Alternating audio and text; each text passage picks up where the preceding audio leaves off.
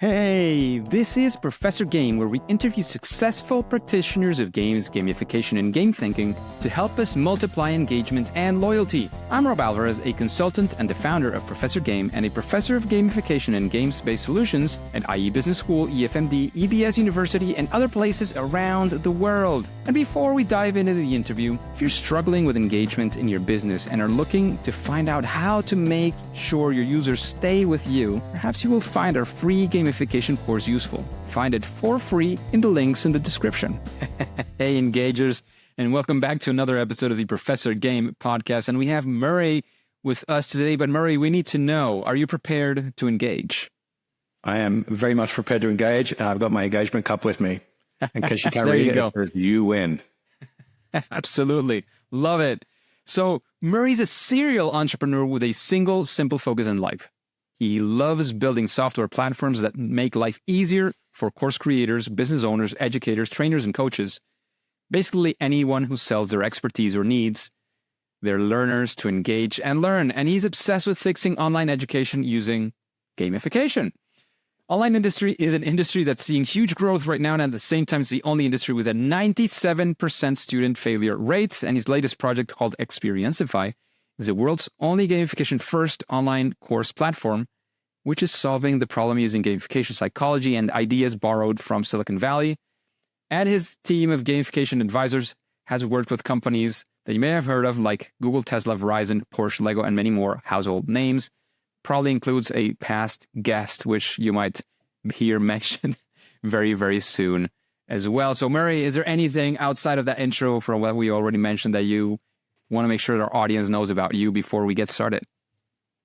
That's fantastic. It really summed it up. And, chronic video gamer from back in the OG days of video gaming, when it was Pac-Man and it was Galaga and all those things. So really grown up in this and really love talking about it.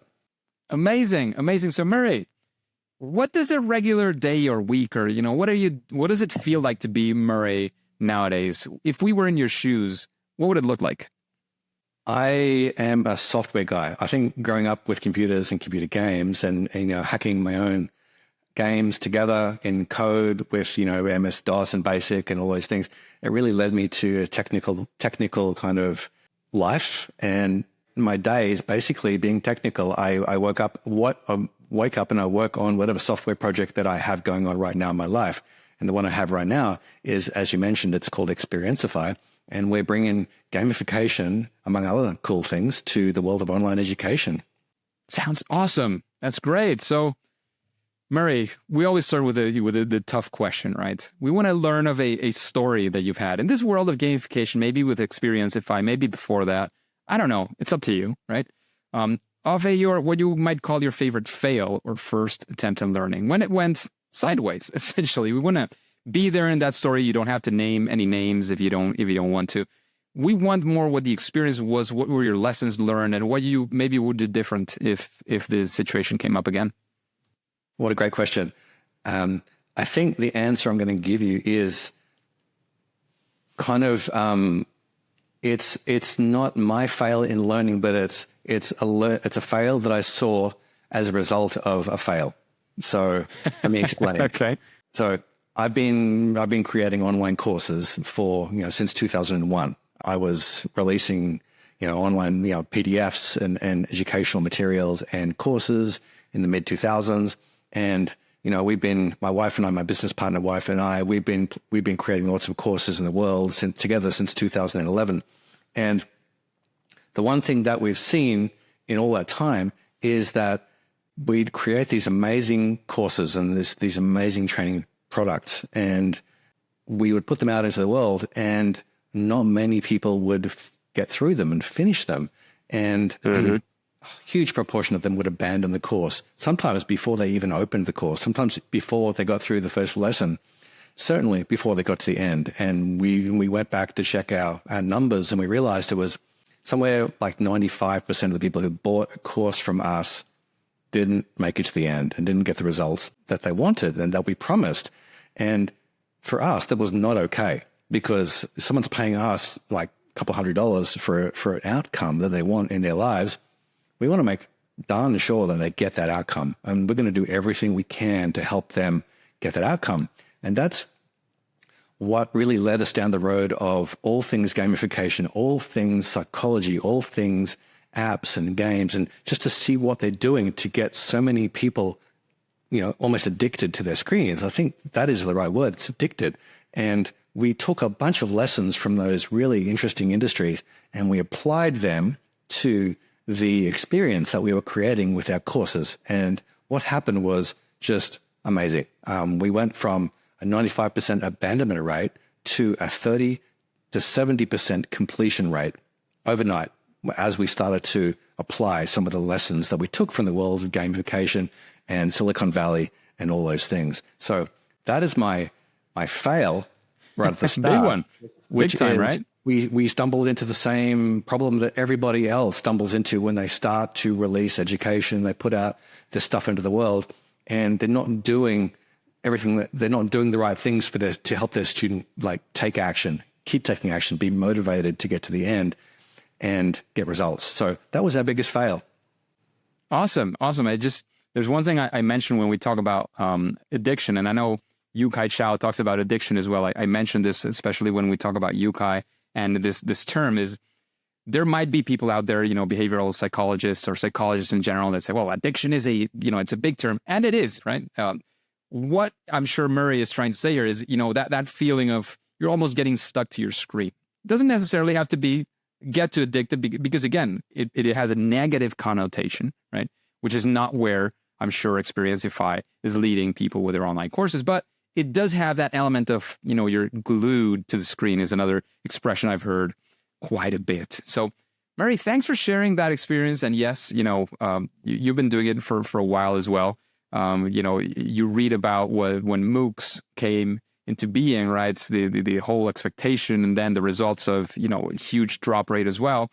And, trying to change that is definitely a big mission that you guys have. And hopefully you'll be at least a significant part of that solution to that humongous problem that there is out there. And Murray, maybe it's part of the previous answer that you gave us. We want to jump into something that's 180 degrees spin from that.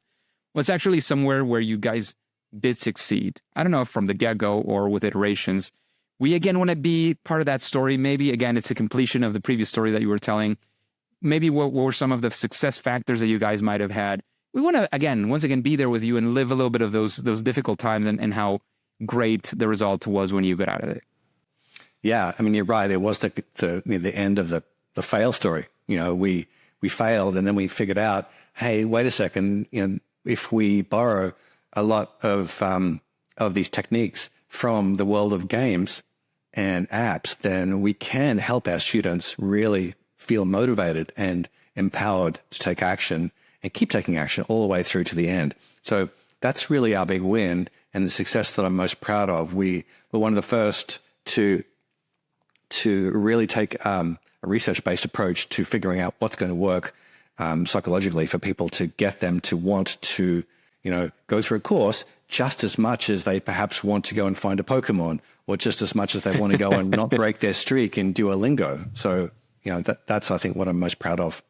Absolutely. And is there, of course, you turned your heads towards gamification and psychology. Are there any key success factors that you might want to name that were part of that way of getting to that conclusion, or some of the things that you actually implemented? Is there anything that you would like to highlight so that the engagers can take some of that stuff home? So are you asking if I can sort of reveal some of the different techniques that we're using in order to do that? Maybe specific techniques or how you got there. Like, what was one of the things that you did that got you to that conclusion? Again, if you don't want to reveal any trade secrets, so to speak. I'm an open book. I love talking about this. Yeah. So basically, we discovered there are 10 core experiences that you have to create with a course or a training or any kind of online experience that you want people to really be engaged with and want to have more and more of it. So we call it the experience formula, and there are 10 experiences or core experiences that we found during our research. And I'm happy to make these available in the show notes if you're curious to have a look at all 10. I won't be able to talk about all 10 today, but I can talk about maybe just a few of the 10 of the core experiences that we found. Does that sound cool? Sure. Let's maybe have a 2 or 3, whatever you think is a good focus. And of course, engagers, remember you can go to professorgame.com. You put in the search bar, you put Murray, you'll definitely find the show notes to this episode and get all of those juicy details. Great. So the first thing that we did was, do you remember back in, that one of those original video games called Karateka? It's this story of this young karate student who is going to who progresses along and defeats all the enemies and the big bosses and finally gets to the castle to rescue the princess.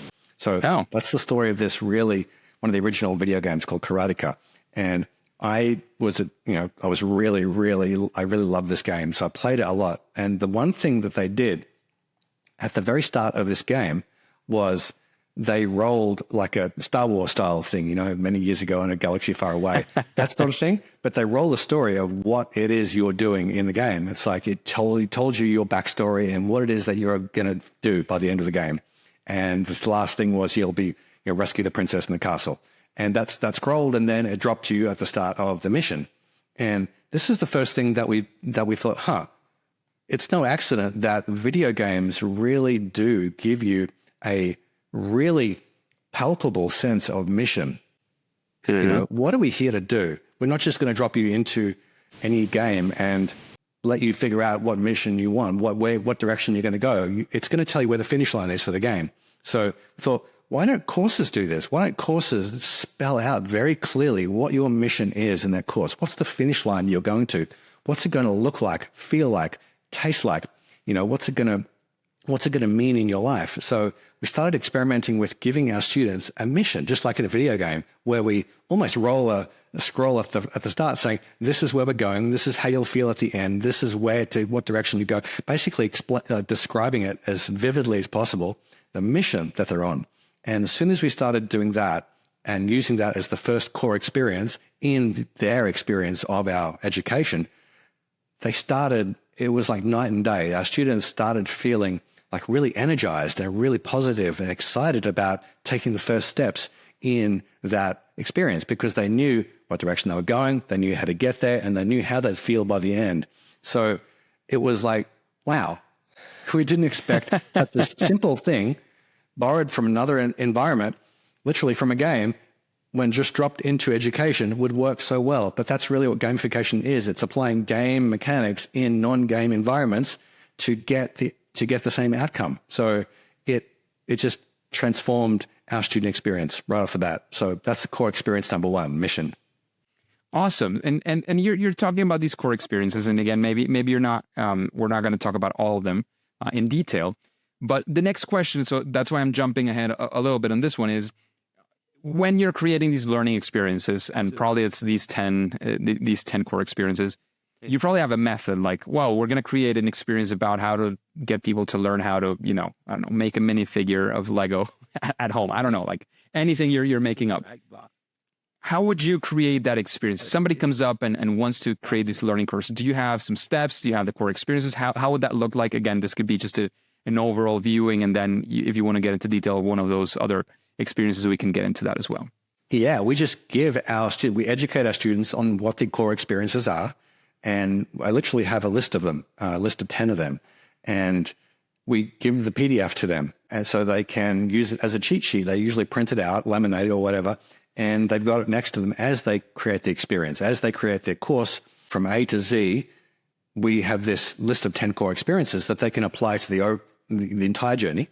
But the cool thing is that these experiences kind of get fractal. You can apply the 10 core experiences to the entire journey. You can apply it to one of the trainings. You can apply it to another piece, like the community, for example.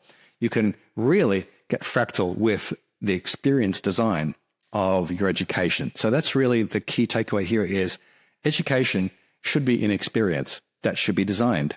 So most people think of it as just an information dump, boom, lands on someone's desk. And that's the thud factor that we call it in the information product industry. And the belief has always been the more information you give people, the more valuable the product is. But that's as far from the truth as possible. Actually, the more information you give people, the more overwhelmed they are. Simply because we already have too much information in our lives.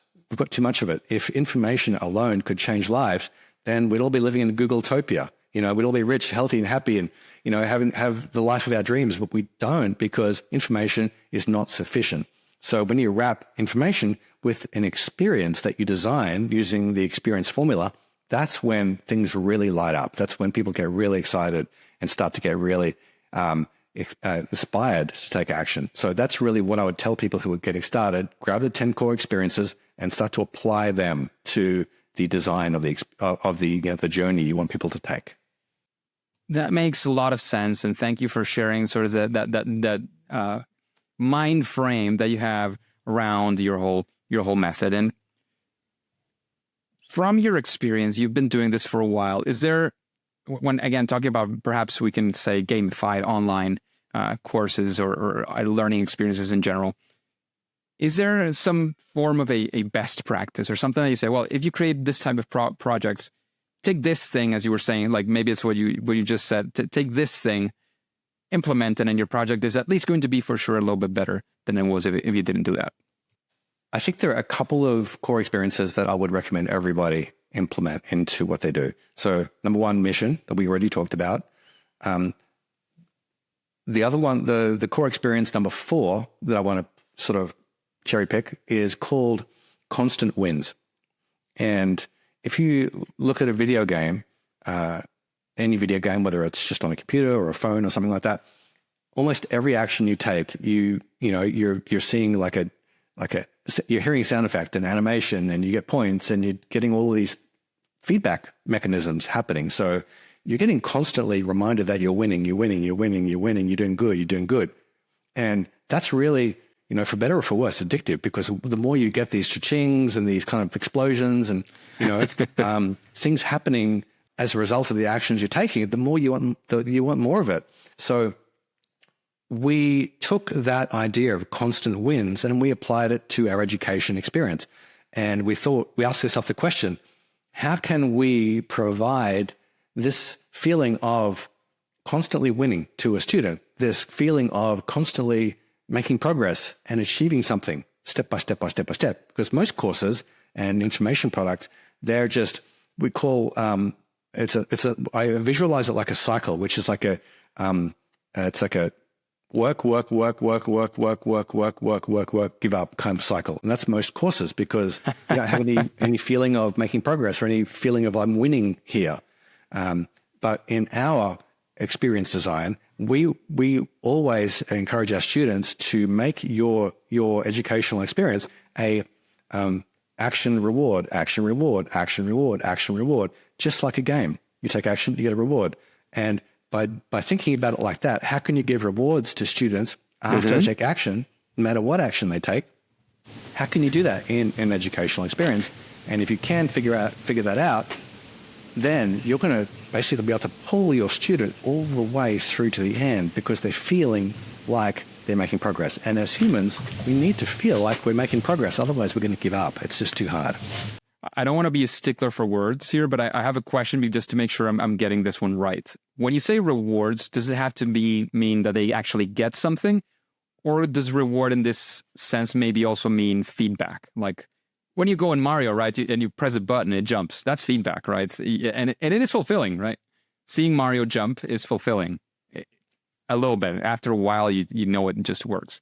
But is it intended in that direction? When I say the word win, I mean any kind of feedback that you want to give that gives the student a feeling of, I did something good. I'm winning. Okay. I'm making progress. I am doing something good. I'm progressing. I am, getting toward the finish line. That's really the feeling that we're going for. It's not a feeling.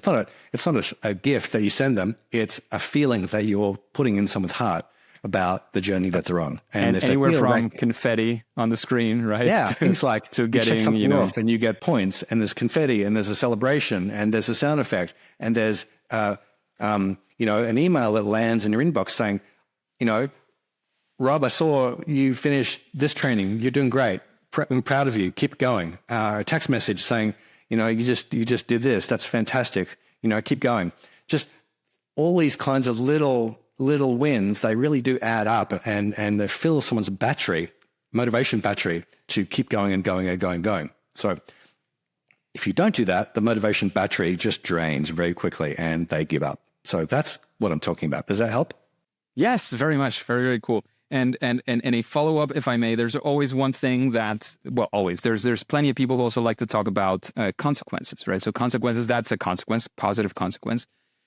I'm not sure if this applies as well on learning as it applies in other contexts sometimes, but what about the context of, a consequence of, no, you didn't get something right? Is there a consequence to that? Like in Duolingo, a consequence is you have a streak of 350 days, you use your freeze for a couple of days, but then you ran out and you didn't log in. The consequence is, well, you lose your streak, right? You didn't lose your learning, right? All that's still there. You can still achieve learning a language if that's what you do through Duolingo.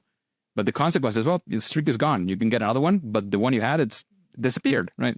Does that also apply in this framework that you're mentioning? Not so much. No? Okay. Not so much. I don't want to discourage people, because everything that we're trying to do in the framework is to encourage people, not to discourage people. Because most courses do well enough to discourage people from wanting to take action. So I don't want to go down that road. And I've got a love-hate relationship with streaks, because someone is doing good, and suddenly life happens and they get derailed. I don't want to smack them on the hand and tell them all that good work, all that good feeling that you got stored up in that streak, it's now gone. Now, I've had the experience of losing a streak in Duolingo, and I didn't want to go back, because I'm like, damn it, that was 6 months of streak and now it's gone. And I don't feel good about that. So I try to avoid the negative stuff. Cool. All right. Got it. Thank you very much for that. And now we've gotten a bit of the the meat and the juice of the conversation, I think. And I do have a question I always like to pop in here, because I think it's the best time. With this feeling and what you've gotten from the interview at this point, is there somebody that you would say, well, I would be curious to listen to this or that person answering those same questions on the Professor Game podcast? Is there a person that inspired you, or I don't know, that you would like to talk about? Gosh, I know my business partner. I mean, I hesitate to mention Marisa, my business partner. She helped me start the software company, but we've together been really pioneering these techniques. So I know that she's got her own view on all of this and her own experience as she's been coaching and mentoring tens of thousands of students every single year around the world. And she's definitely been on the cold face of figuring out what works and what doesn't. So I would definitely recommend that you talk to Marisa. She would bring some perspectives to this that are completely unlike mine. Awesome. So definitely, Marisa, fantastic recommendation. In fact, I saw some of her work before I actually got to the opportunity to connect with you. And I was about to reach out, at some point in the near future when a past guest recommended talking to you. So, that's why one of the reasons why this conversation happened first, but hopefully we will get in touch with Marisa soon as well. Love it. Love it. Keeping up with the recommendations, if you were to recommend us a book, again, it could be directly in gamification or learning gamification or learning and psychology or something completely separate that you think would be useful for this audience, what book would that be? And of course, why? My go-to is always Yu-Kai Chow's book, Actionable Gamification. I'm sorry if that's a boring answer or something you've had before, but that's always my go-to resource for learning about how to actually apply these principles to the outside world, to software, to education, to environments, to communities. It's really the best book out there. It was one of the earliest books I read, and I had the fantastic chance to get to meet Yu-Kai early on my journey as well. He came here to Madrid to the Gamification World Congress in 2017 or 16 or something, which was the last one that they actually organized openly. And we got the chance. I invited him over to the university. Then we hung out for a bit. It was great, but his book is definitely a big reference in this world and to understanding many, many other things. And I use part of that on my own courses at the university as well. So completely behind that recommendation, Murray. Thank you for that. Doesn't matter if it's boring or not. I don't know if it is. I wouldn't say so. But anyways, great recommendation for sure.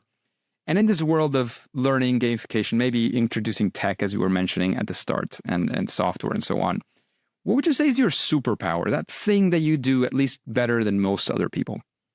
I think turning ideas into real things. You know, for me, reading a book like Actionable Gamification, or a book that is really going to, a nonfiction book that really starts to give ideas. For me, the most frustrating part of that is I'm stopping every page to make just copious notes about what I'm learning and where I can apply it. And I've got to stop after 3 pages because I've got so many notes. I'm excited to go off and kind of figure out where they all fit in, the giant picture. I just love, creating small software projects and small kind of other little things that, that I'm thinking of every day. I've just got too many ideas. Like most entrepreneurs, you have too many ideas. And I love taking an idea and turning it into a real thing that can benefit someone. Absolutely. Absolutely. Definite superpower for sure. And we get to a difficult one. You were mentioning you've been a gamer for quite a while, right? A video gamer in particular. What would you say is your favorite game? Wow. I'm going to come clean here. I haven't been gaming for quite a while, simply because I love the gaming so much that if I were to open that door again, I would be lost forever. I would just do nothing else but game. And, I've got to make progress with my business. So, stretching back into the deep, dark history, Sure. I would tell you that the most fun I've ever had with a game, and it was a group experience, and it was. Do you remember that game Quake, Quake 2, that was put out by id Software back in the, I want to say, late 90s? I have no idea when it was, but I do remember the game. Yeah. So those games, it's like one of the original first-person shooters, and you could take your big old desktop computer, like your big box, and you could take it over to your friend's house on a Friday night or on a weekend and connect them all up with LAN cables. And then you could have these LAN, we call them LAN parties. And you could have these giant matches with all your friends. Like you have 10 friends in one room and you're all just shooting each other and having these capture the flag games all weekend long and eating pizza and drinking Coke. So those experiences were when it comes to gaming, they're the ones that I cherish the most of all, because that's when I was with my friends, we were having fun, and it was a shared experience. Totally. For me, like so 2 things came up immediately when you said that. The first thing is, from those first-person shooters, the first time I actually got to play those online or with several people was somebody near and dear in my family who took me to this LAN, they were later called cyber cafes or something like that, where you had, 20 computers, and there were essentially 20 people playing the same game. Like everybody was there playing the exact same thing. I think that was Counter-Strike, the sort of upgraded to Half-Life back in the day. And definitely was a huge experience for me, even playing with people I had never met, right? But the other one is even further back. When I started playing, my play days started with Nintendo, right? So you had 2 controllers, right? And playing with somebody else, and sometimes we had like 4 or 5 friends as well. And, I was playing or not playing, but we were all together looking at, especially the Teenage Mutant Ninja Turtles was one of the franchises that took over my gaming back in those days. Well, actually, it's it's by chance that I have them today here, but it was one of those franchises that took over for me. But then when Nintendo 64 came up with 4 controllers, it like completely changed the game in the console market for me, right? That you could actually play with 4 people, right? And then, of course, online and all this, but you could sit down and be looking at the same screen, have, connected the cables to the same place, 4 people playing the same game. So I'm totally with you on that one, Murray, for sure. And Murray, we're running out of time for the interview. I mean, we're happy with the fantastic value you've provided. I don't know if there's any final words you want to have, any calls to action you want to have, where we can find out more about Experiencify, Murray's work, or whatever you want to guide us to. Wow, thanks so much. It's been a lot of fun to have this conversation, and thanks for inviting me. I think for me as a business owner, and that's what I do day in, day out. I work on software, and I put it out into the world, and I put out education as well. And I noticed that in today's day and age where information is coming at us so much and so fast, and especially with AI really, coming to the fore, and AI generated content is just really starting to hit now, and you don't really know how you don't really know like how to get what you need in terms of like the education. So I think the thing that I want to say is that the gamification that I've been talking about today is really a way to create a more humanistic experience around what it is that you do. So whatever it is that you do, if you have a business or you do help people or educate or teach, I do encourage that you think about how to add these experiences into what it is that you do so that you can help people feel motivated, you can help them feel excited, you can help give an experience that really does connect them together and make them feel like they're part of something bigger than not just information. So that's really part of the reason for the success I've had is by, starting to think about what I do in those terms, but giving people the resources they need psychologically to want to engage and want to learn. So that's really been the biggest power up that I've made to my business in many, many years. Love it. Thank you for that, Murray. It's one of the things I love to say as well. Like even if you just start thinking about, well, why would people do whatever it is you want them to do? And not just about how they get to do it, but why would they do it? You're already, 100 steps ahead from most of your competition because they're just not even thinking about it. So totally. And then of course you have to take action, as you were saying. That's crucial. But anyways, Murray, thank you very much for being with us today. Thank you for, taking a bit of your time to be here with us, sharing your insights, your knowledge, your experience with the engagers. However, Murray and engagers, as you know, at least for now and for today, it is time to say that it's game over. Hey, engagers, and thank you for listening to the Professor Game podcast. And since you are into gamification and game-inspired solutions, how about you go into the free gamification course that we have for you? Just go to professorgame.com/free gamification course, all one word, professorgame.com/free gamification course, and get started today for free. After that, we will also be in contact and you will be the first to know of any opportunities that Professor Game might have for you. And remember, before you go on to your next mission, before you click continue, please remember to subscribe using your favorite podcast app and listen to the next episode of Professor Game. See you there.